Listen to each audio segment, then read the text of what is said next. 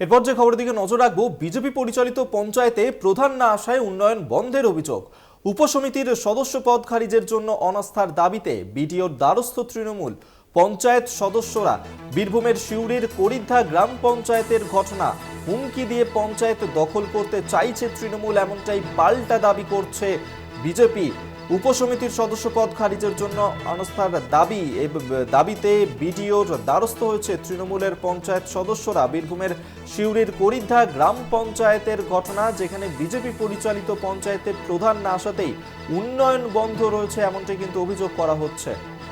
মনা বীরবংশী আমাদের সঙ্গে টেলিফোনে রয়েছেন প্রতিনিধি। মনা, ঠিক কি ঘটনা ঘটেছে? দেখো অভিক, যেটা আমরা জানতে পারছি সেটি হচ্ছে বীরভূমের সিউড়ি 1 নম্বর ব্লকের করিদ্ধা গ্রাম পঞ্চায়েত, যেটি বিজেপি পরিচালিত গ্রাম পঞ্চায়েত।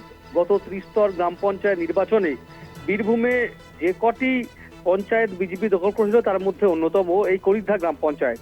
এই গ্রাম পঞ্চায়েতের বিরুদ্ধে যেটা অভিযোগ, দীর্ঘদিন ধরে গ্রাম পঞ্চায়েত যে দপ্তর অর্থাৎ অফিস, সেই অফিসে কিন্তু পঞ্চায়েতের যিনি প্রধান তিনি কিন্তু আসেন না। শুধু তাই নয়, দীর্ঘদিন ধরে করিদ্ধা গ্রাম পঞ্চায়েত এলাকায় বিশেষ করে বিজেপি পরিচালিত হওয়ায় তৃণমূলের তরফ থেকে অভিযোগ করা হচ্ছে যে সেই অঞ্চলে কোন রকম ডেভেলপমেন্ট কাজ হচ্ছে না, উন্নয়ন পুরোপুরিভাবে কিন্তু থমকে রয়েছে, এমনই অভিযোগ। এই অভিযোগ তুলে এবার কিন্তু বিডিওর দ্বারস্থ হলেন তৃণমূলের সেই গ্রাম পঞ্চায়েতের যারা সদস্য তারা। দেখো, ইতিমধ্যেই গ্রাম পঞ্চায়েতের যে উপসমিতি, তুমি জানো যে উপসমিতির 4টি বিভাগ থাকে, স্বাস্থ্য, শিল্প, শিক্ষা, এছাড়া সংস্কৃতি। এই 4টি উপসমিতির 8 জন যে সদস্য, সকলেই তারা বিজেপির সদস্য।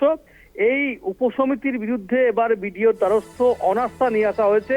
মেম্বার অতি দ্রুত পরিবর্তন করতে হবে, অর্থাৎ তৃণমূলের তরফ থেকে পরিষ্কারভাবে বলা হচ্ছে যে বিজেপি পরিচালিত হওয়ায় সেখানে কোনো ডেভেলপমেন্ট হয়নি, সেখানে কাজ হচ্ছে না, তাই তারা কিন্তু অনাস্থা নিয়ে আসছে। যেহেতু সরকারি নিয়ম অনুযায়ী 2.5 বছর আগে প্রধানের বিরুদ্ধে বা উপপ্রধানের বিরুদ্ধে কিন্তু আনা যায় না, খুব স্বাভাবিকভাবে তারা উপসমিতির বিরুদ্ধে কিন্তু অনাস্থা এনেছেন। 1 বছরের মাথায় সেটা আনা যায় সরকারি নিয়ম অনুযায়ী। দেখো, অবশ্যই তৃণমূল একদিকে যখন এই অভিযোগ করছে, তখন পাল্টা বিজেপি কিন্তু সম্পূর্ণ বিষয়টা কিন্তু অস্বীকার করছেন। বিজেপি বলছে যে এই যে অভিযোগ আনা হচ্ছে সম্পূর্ণ মিথ্যা এবং ভিত্তিহীন অভিযোগ। আসলে সেখানে তৃণমূলের একেবারেই অঞ্চল সদস্য থেকে শুরু করে পঞ্চায়েত সদস্য থেকে শুরু করে একদম মাথা পর্যন্ত তারা সিন্ডিকেট, লুটের টাকা ভাগ কে করবে সেই নিয়ে এখন মরিয়া।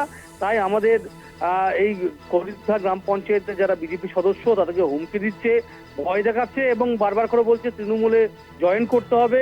ইতিমধ্যে উপপ্রধান সহ একজন সদস্যকে জয়েন করিয়েছে তারা। খুব স্বাভাবিকভাবেই এই অভিযোগ পাল্টা অভিযোগ, এবং অবশ্যই এই বিষয়টাকে ঘিরেই একটা চাঞ্চল্যকর উত্তেজনার পরিবেশ তৈরি হয়েছে। অন্যদিকে অবশ্যই তৃণমূল যে চাঞ্চল্যকর অভিযোগ করছে যে বিজেপি পরিচালিত গ্রাম পঞ্চায়েতে কাজ হচ্ছে না, তারা ডেভেলপমেন্ট থমকে রয়েছে, তারা কাজ করতে চাইছে না, সেই নিয়েই কিন্তু বিজেপির দ্বারস্থ।